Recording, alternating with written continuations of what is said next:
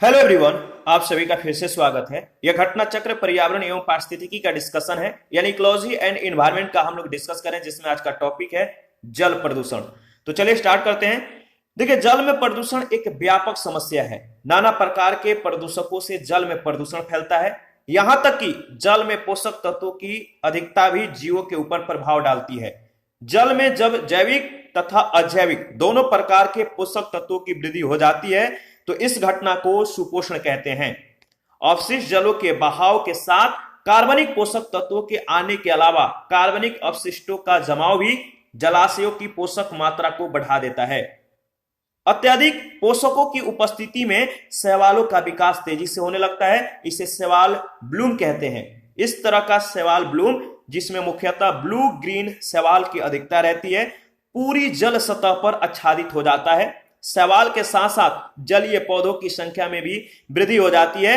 शैवाल और जलीय पौधे श्वसन क्रिया के लिए जल के अधिकांश ऑक्सीजन को अपने उपयोग में ले लेते हैं। साथ ही ये जहर यानी टॉक्सिन भी जलाशय में निष्कासित करते रहते हैं। जलाशय में जलीय जंतु O2 के अभाव में मरने लगते हैं। इस प्रकार सुपोषण के कारण भी जैव प्रजातियों की विविधता नष्ट होना आरंभ हो जाती है। अतः पोषण की अत्यधिक वृद्धि के फलस्वरूप भी जैव प्रजातियों का नाश होने लगता है। ध्यान रखिएगा, ये जो डायग्राम है यूट्रिफिकेशन एवं उसके दुष्प्रभाव को इसमें दर्शाया गया है। तो चलिए इस डायग्राम के माध्यम से चीजों को समझते हैं। कसाई खाने का अपशिष्ट, वाहित मल, फैक्ट्रियों के अपशिष्ट जब जल में मिलते हैं तो जल को प्रदूषित करते हैं। जलाशय में पोषक तत्वों की वृद्धि हो जाती है। नाइट्रोजन फास्फोरस की वृद्धि हो जाती है, जिससे शैवाल और जलीय पौधों की वृद्धि हो जाती है और ये जलाशय के सतह पर फैलने लगते हैं। पूरी तरह जो होते हैं जलाशय पे ये आच्छादित हो जाते हैं जलाशय के सतह पर, और ये ऑक्सीजन के ज्यादा उपयोग करने लगते हैं, जिससे ऑक्सीजन की कमी हो जाती है। और ये साथ ही जहर का निष्कासन भी करते हैं, जिससे जलीय जीव यानी मछलियों की मृत्यु होने लगती है और साथ ही जैव विविधता का भी ह्रास होने लगता है। देखिए, यूट्रोफिकेशन जो है जल प्रदूषण से संबंधित है। जल में अप्राकृतिक रूप से नाइट्रोजन और फास्फोरस की मात्रा बढ़ना ही यूट्रोफिकेशन है। याद रखिएगा, जल में प्राकृतिक रूप से नाइट्रोजन और फास्फोरस की मात्रा बढ़ना ही यूट्रोफिकेशन है। इससे जल की गुणवत्ता में कमी आने के साथ ही ऑक्सीजन की मात्रा भी कम हो जाती है। बीओडी यानी बायोलॉजिकल ऑक्सीजन डिमांड जल प्रदूषण मापने की मुख्य इकाई है। कार्बनिक एवं अकार्बनिक अपशिष्ट अवघटित होने के लिए जल निकायों में घुलनशील ऑक्सीजन का उपयोग करते हैं, जिससे जल में घुलनशील ऑक्सीजन की मात्रा घट जाती है। घुलनशील ऑक्सीजन की मात्रा घटने से उसकी मांग बढ़ जाती है। बीओडी का अधिक होना जल के संक्रमित होने को दर्शाता है। ध्यान रखिएगा, कार्बनिक अपशिष्ट की मात्रा बढ़ने से अवघटन की दर बढ़ जाती है तथा O2 का उपयोग भी इसी के साथ साथ बढ़ जाता है। इसके फलस्वरूप घुली ऑक्सीजन की मात्रा घट जाती है। अतः O2 की मांग का बढ़ते अपशिष्ट की मात्रा से सीधा संबंध होता है। याद रखिएगा, और इसी मांग को जैव रासायनिक ऑक्सीजन मांग कहते हैं, यानी बायोलॉजिकल ऑक्सीजन डिमांड कहते हैं। बीओडी, जो बीओडी है ऑक्सीजन का मापक है। अतः जहां उच्च बीओडी वहां निम्न डीओ होगा। ठीक है, देखिए, मात्र कुछ ही सहनशील प्रजातियों के जीव जैसे एनेलिड तथा कुछ कीटों के डिंब बहुत अधिक प्रदूषित तथा कम डीओ वाले जल में जीवित रह सकते हैं, यानी कम घुलित ऑक्सीजन वाले जल में जीवित रह सकते हैं। इनको प्रदूषक जल की सूचक प्रजातियों के रूप में पहचाना जाता है। ठीक है, यानी वाटर कह सकते हैं कि प्रदूषक जल की सूचक इंडिकेटर के रूप में इन्हें जाना जाता है। उल्लेखनीय है कि जिस जलाशय के डीओ का मान 8.0 मिलीग्राम प्रति लीटर से नीचे हो जाता है, उसे संक्रमित जल के श्रेणी में रखा जाता है। जब यह मात्रा 4.0 मिलीग्राम प्रति लीटर से कम हो जाती है तो इसे अत्यधिक प्रदूषित जल कहा जाता है। गंगा नदी में बीओडी का सर्वाधिक मात्रा जो है कानपुर और इलाहाबाद अब प्रयागराज के मध्य पाया जाता है। कानपुर से गंगा नदी में भारी मात्रा में प्रदूषित पदार्थ डाले जाने के कारण यहां बीओडी अधिक होता है। भूमिगत जल को दूषित करने वाला अजैविक प्रदूषक आर्सेनिक है। यौगिक अवस्था में आर्सेनिक पृथ्वी पर अनेक स्थानों में पाया जाता है। यह ज्वालामुखी के वाष्पों में, समुद्र के जल तथा अनेक खनिजीय जलों में मिश्रित रहता है। भारत में कई जगहों पर भूमिगत जल आर्सेनिक से संक्रमित होते हैं। यह संक्रमण मुख्यतः प्रकृति में पाए जाने वाले बेडरॉक, याद रखिएगा, बेडरॉक से उत्पन्न आर्सेनिक से होता है। भूमिगत जल के अत्यधिक उपयोग से भूमि तथा चट्टानों के स्रोतों से आर्सेनिक का निस्क्षालन शुरू होने की संभावना बढ़ जाती है। जो आर्सेनिक है, इनके लगातार संपर्क से ब्लैक फुट नामक बीमारी हो जाती है। याद रखिएगा, आर्सेनिक के लगातार संपर्क से कौन सी बीमारी होती है? तो ब्लैक फुट नामक बीमारी।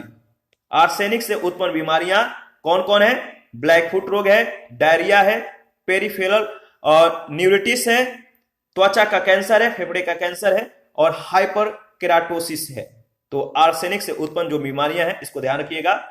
गंगा नदी के तटीय क्षेत्र के भूमिगत जल में आर्सेनिक की अधिक मात्रा पाई जाती है। उल्लेखनीय है कि आर्सेनिक रासायनिक कीटनाशकों और खरपतवार नाशियों के छिड़काव के द्वारा भी पारिस्थितिकी तंत्र में समा जाता है। 2011 के WHO के रिपोर्ट के अनुसार, ध्यान रखिएगा, 2011 के जो वर्ल्ड हेल्थ ऑर्गेनाइजेशन है, इसके रिपोर्ट के अनुसार पीने योग्य पानी में आर्सेनिक की मात्रा 0.01 मिलीग्राम प्रति लीटर होना चाहिए, जबकि भारत में वैकल्पिक स्रोतों के अभाव में इसकी मात्रा 0.05 मिलीग्राम प्रति लीटर स्वीकार्य है। उल्लेखनीय है कि धान का पौधा आर्सेनिक का बेहतर अवशोषक माना जाता है। आर्सेनिक भूजल के जरिए यह अनाज में पहुंच रहा है, इससे समूची खाद्य श्रृंखला जो है प्रभावित हो रही है। भारत के गंगा ब्रह्मपुत्र के मैदानी इलाकों तथा बांग्लादेश के पद्मा मेघना के मैदानी इलाके हैं, इनमें भूमिगत जल आर्सेनिक प्रदूषण से अत्यधिक ग्रस्त हैं। भारत में सर्वप्रथम 1983 में पश्चिम बंगाल में आर्सेनिक के द्वारा जल प्रदूषण का मामला सामने आया था।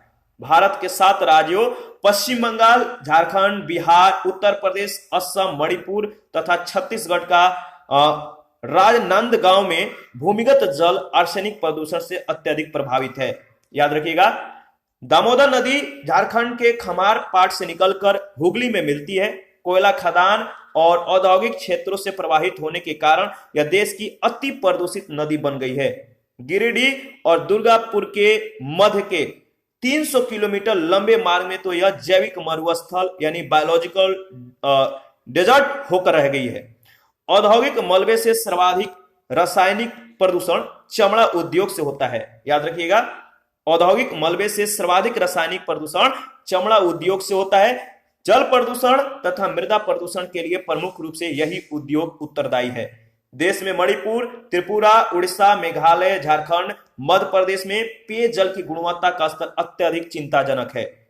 भारत की 85% ग्रामीण जनसंख्या भूजल पर निर्भर है। शेष 15% जनसंख्या खुले कुओं या जल के खुले स्रोतों से पेयजल प्राप्त करती है। भूजल में आर्सेनिक, फ्लोराइड और यूरेनियम जैसे जानलेवा रसायन मिले होते हैं। तो याद रखिएगा, नौकनी संलक्षण फ्लोराइड के प्रदूषण के द्वारा उत्पन्न होता है। फ्लोराइड तत्व पानी में अल्प मात्रा में उपलब्ध होता है, जो मसूड़े और दांतों को संरक्षण प्रदान करता है, परंतु इसका अत्यधिक सांद्रण फ्लोरोसिस नामक रोग का कारण बनता है। अत्यधिक फ्लोराइड को ग्रहण करने के परिणाम स्वरूप कुबड़-पीढ़, याद रखिएगा, कुबड़-पीठ होने की संभावना बढ़ जाती है। हम्बेड बैग जो रोग है, इसको ध्यान रखिएगा, कुबड़-पीठ जिसे कहते हैं, यहाँ हम्बेड बैग होने की संभावना बढ़ जाती है। इसके लगातार उपयोग से हड्डियों के जोड़, विशेषकर मेरुरज्जु में कमजोरी आ जाती है। उच्च फ्लोराइड संग्रहण ही पैरों के मुड़ने का कारण होता है, जिसे नौकनी संलक्षण कहते हैं। उल्लेखनीय है कि जैव शौचालय प्रणाली है, इसमें अवायवीय जीवाणु अपशिष्ट, याद रखिएगा, अवायवीय जीवाणु अपशिष्ट पदार्थों को विखंडित कर उसे पानी और गैस यानी मीथेन में परिवर्तित कर देता है। पानी को टैंक में जमा कर उसे क्लोरीन के मदद से साफ कर दिया जाता है, जबकि गैस वाष्पीकृत हो जाता है। इस पर आधारित जो पहला प्रश्न पूछा गया है, भूमिगत जल को दूषित करने वाले अजैविक प्रदूषक हैं। भूमिगत जल को दूषित करने वाले अजैविक प्रदूषक हैं आर्सेनिक, सी ऑप्शन। देखिए, प्रश्नगत विकल्पों में भूमिगत जल को दूषित करने वाला अजैविक प्रदूषक आर्सेनिक है। यौगिक अवस्था में आर्सेनिक पृथ्वी पर अनेक स्थानों में पाया जाता है। यह ज्वालामुखी के वाष्पों में, समुद्र के जल, अनेक खनिजीय जलों में मिश्रित रहता है। भारत में कई जगहों पर भूमिगत जल आर्सेनिक से संक्रमित होते हैं। यह संक्रमण मुख्यतः प्रकृति में पाए जाने वाले बेड रॉक से उत्पन्न आर्सेनिक से होता है। भूमिगत जल के अत्यधिक उपयोग से भूमि तथा चट्टानों के स्रोतों से आर्सेनिक का निच्छालन शुरू होने की संभावना बढ़ जाती है। आर्सेनिक के लगातार संपर्क से ब्लैक फुट नामक बीमारी हो जाती है। ब्लैक फुट नामक बीमारी। औद्योगिक मलबे से सर्वाधिक रासायनिक प्रदूषण होता है। औद्योगिक मलबे से सर्वाधिक रासायनिक प्रदूषण होता है चमड़े उद्योग से। याद रखिएगा, चमड़ा उद्योग से सबसे ज्यादा रासायनिक प्रदूषण होता है। औद्योगिक मलबे से सर्वाधिक रासायनिक प्रदूषण चमड़ा उद्योग से होता है। जल प्रदूषण तथा मृदा प्रदूषण के लिए जो है मुख्य रूप से यही उद्योग यानी चमड़ा उद्योग उत्तरदायी है। प्रश्न संख्या 3, निम्नलिखित में से कौन एक वायु प्रदूषण से संबंधित नहीं है? निम्नलिखित में से कौन एक वायु प्रदूषण से संबंधित नहीं है? सही जवाब है यूट्रोफिकेशन। देखिए, जल में पोषण तत्वों की अधिकता भी जीवों के ऊपर प्रभाव डालती है। जल में जब जैविक तथा अजैविक दोनों प्रकार के पोषक तत्वों की वृद्धि हो जाती है तो इस घटना को सुपोषण या यूट्रोफिकेशन कहते हैं। अपशिष्ट जलों के बहाव के साथ कार्बनिक पोषक तत्वों के आने के अलावा कार्बनिक अपशिष्टों का जमाव भी जलाशयों की पोषक मात्रा को बढ़ा देता है। अत्यधिक पोषकों की उपस्थिति में शैवालों का विकास तेजी से होने लगता है और इसे शैवाल ब्लूम या यूट्रोफिकेशन कहते हैं। इस तरह का शैवाल ब्लूम, जिसमें मुख्यतः ब्लू ग्रीन शैवाल की अधिकता रहती है, पूरी जल सतह पर आच्छादित हो जाता है। शैवाल के साथ जलीय पौधों की संख्या में भी वृद्धि हो जाती है। शैवाल और जलीय पौधे श्वसन क्रिया के लिए जल के अधिकांश ऑक्सीजन को अपने उपयोग में ले लेते हैं। साथ ही ये जहर यानी टॉक्सिन भी जलाशय में निष्कासित करते रहते हैं। जलाशय में जलीय जंतु O2 के अभाव में मरने लगते हैं और इस प्रकार सुपोषण के कारण भी जैव प्रजातियों की विविधता नष्ट होना आरंभ हो जाती है। प्रश्न संख्या 4, सुपोषण के संदर्भ में निम्नलिखित में से कौन सा कथन सही है? पहला कथन, यह जल निकाय के पोषक तत्व संवर्धन की घटना है। दूसरा, यह जल में घुलित ऑक्सीजन को कम करता है। तो दोनों कथन सत्य है, सी ऑप्शन। इसके बारे में हम लोगों ने कुछ ही सेकंड पहले डिस्कस किया है। प्रश्न संख्या 5 है, जैविक ऑक्सीजन आवश्यकता एक प्रकार का प्रदूषण सूचकांक है। जैविक ऑक्सीजन आवश्यकता एक प्रकार का प्रदूषण सूचकांक है जलीय वातावरण में। याद रखिएगा। देखिए, बीओडी यानी बायोलॉजिकल ऑक्सीजन डिमांड जल प्रदूषण मापने की मुख्य इकाई है। कार्बनिक एवं अकार्बनिक अपशिष्ट अवघटित होने के लिए जल निकायों में घुलनशील ऑक्सीजन का उपयोग करते हैं, जिससे जल में घुलनशील ऑक्सीजन की मात्रा घट जाती है। घुलनशील ऑक्सीजन की मात्रा घटने से उसकी मांग बढ़ जाती है। बीओडी का अधिक होना जल के संक्रमित होने को दर्शाता है और कार्बनिक अपशिष्ट की मात्रा बढ़ने से अवघटन की दर बढ़ जाती है तथा O2 का उपयोग भी इसी के साथ साथ बढ़ जाता है। इसके फलस्वरूप घुली ऑक्सीजन यानी DO की मात्रा घट जाती है अतः O2 की मांग बढ़ते अपशिष्ट की मात्रा से सीधा संबंध है। ठीक है, और इसी मांग को जैव रासायनिक ऑक्सीजन मांग बायोलॉजिकल ऑक्सीजन डिमांड कहते हैं। बीओडी ऑक्सीजन का मापक है, जहां उच्च बीओडी वहां निम्न DO होगा। याद रखिएगा इसके संबंध को। प्रश्न संख्या 6 है, जैव ऑक्सीजन मांग किसके लिए एक मानक मापदंड है? जैव ऑक्सीजन मांग किसके लिए एक मानक मापदंड है? सही जवाब है जलीय पारिस्थितिकी तंत्रों में प्रदूषण के मापन के लिए।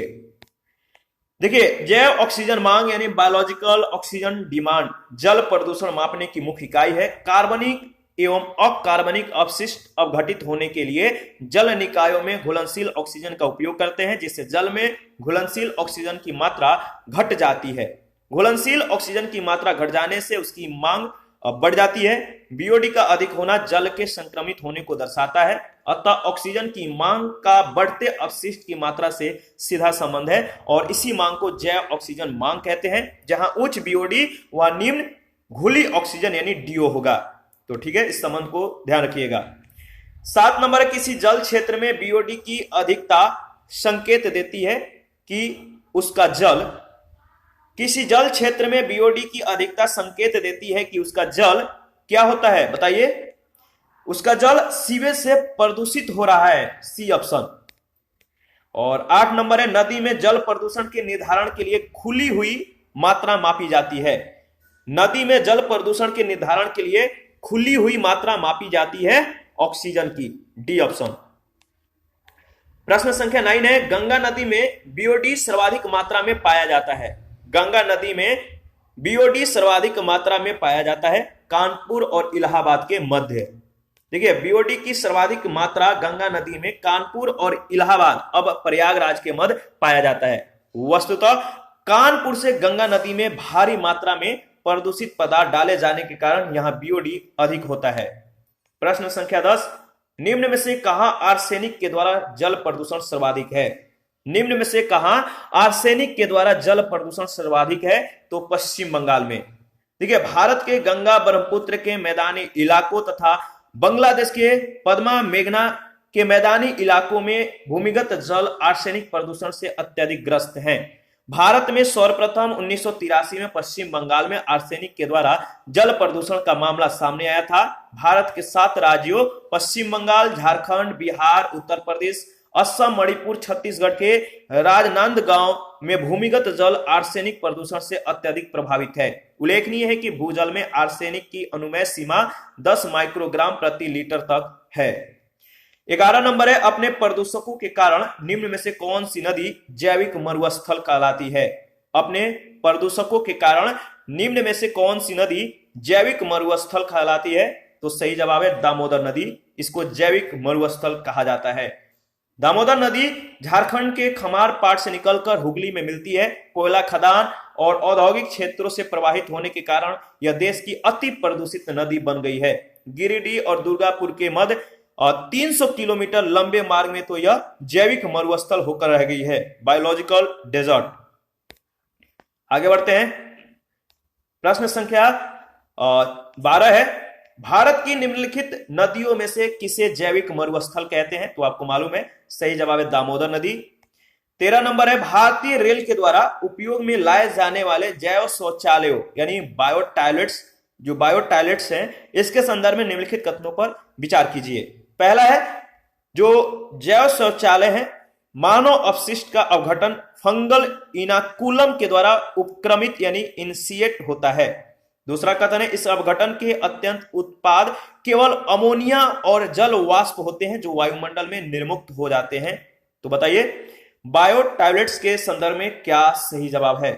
न तो पहला न तो दूसरा, इन दोनों में से कोई कथन सत्य नहीं है। वर्तमान में अक्टूबर 2019 लगभग 97% ट्रेनों के कोचों में जैव शौचालयों का समावेश है। जैव शौचालय प्रणाली में अवायवीय जीवाणु अपशिष्ट पदार्थों को विखंडित कर उसे पानी और गैस यानी मीथेन में परिवर्तित कर देता है। पानी को टैंक में जमा कर उसे क्लोरीन की मदद से साफ कर दिया जाता है, जबकि गैस वाष्पीकृत हो जाती है। ठीक है। 14 नंबर है, उत्तर प्रदेश के निम्नलिखित नदियों में कौन सी पर्यावरण प्रदूषण के कारण जैविक आपदा घोषित हो गई? उत्तर प्रदेश की निम्नलिखित नदियों में कौन सी पर्यावरण प्रदूषण के कारण जैविक आपदा घोषित हो गई? सही जवाब है, याद रखिएगा, यमुना और गोमती। देखिए, पब्लिक डोमेन में जैविक आपदा घोषित नदी की सूचना नहीं प्राप्त है। जल गुणवत्ता के आधार पर यमुना नदी का जल गुणवत्ता सूचकांक अधिक अशुद्धता की ओर है, जबकि इस दृष्टि से दूसरे क्रम पर गोमती नदी है। संयुक्त राष्ट्र संघ ने यमुना को मृत नदी घोषित किया है। जैविक आपदा नदी इन्हीं दो नदियों में से कोई एक होगी। लोक सेवा आयोग के द्वारा जारी उत्तर कुंजी में विकल्प बी को सही माना गया है। 15 नंबर है, निम्नलिखित में से कौन भारत के कुछ भागों में पीने के जल में प्रदूषक के रूप में पाए जाते हैं? निम्नलिखित में से कौन से भारत के कुछ भागों में पीने के जल में प्रदूषक के रूप में पाए जाते हैं? तो आपको मालूम है सही जवाब क्या होगा? तो बताइए, सही जवाब है सी ऑप्शन। पहला है, देखिए, आर्सेनिक, इसके बाद फ्लोराइड और आपका यूरेनियम। आर्सेनिक, फ्लोराइड और यूरेनियम 1, 3 और 5। देश में मणिपुर, त्रिपुरा, उड़ीसा, मेघालय, झारखंड, मध्य प्रदेश में पेयजल की गुणवत्ता का स्तर अत्यधिक चिंताजनक है।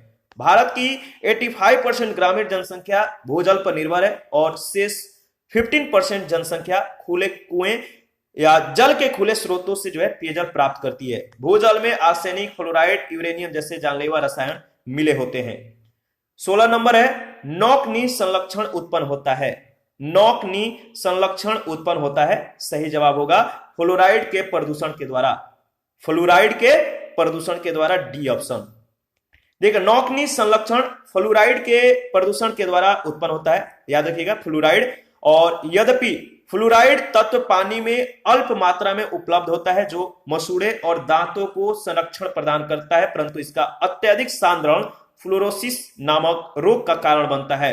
फ्लोरोसिस अत्यधिक फ्लोराइड को ग्रहण करने से या अत्यधिक फ्लोराइड को इंटेक करने के परिणाम स्वरूप कोवरपीट यानी हम्बेड बैक होने की संभावना जो है बढ़ जाती है। यह एक रोग है और इससे लगातार यानी इसके लगातार उपभोग से हड्डियों के जोड़ विशेषकर मेरुरज्जु में कमजोरी आ जाती है और उच्च फ्लोराइड संग्रहण ही पैरों के मुड़ने का यानी बेंडिंग होने का कारण होता है, जिसे नौकनी संलक्षण कहते हैं, ध्यान रखिएगा।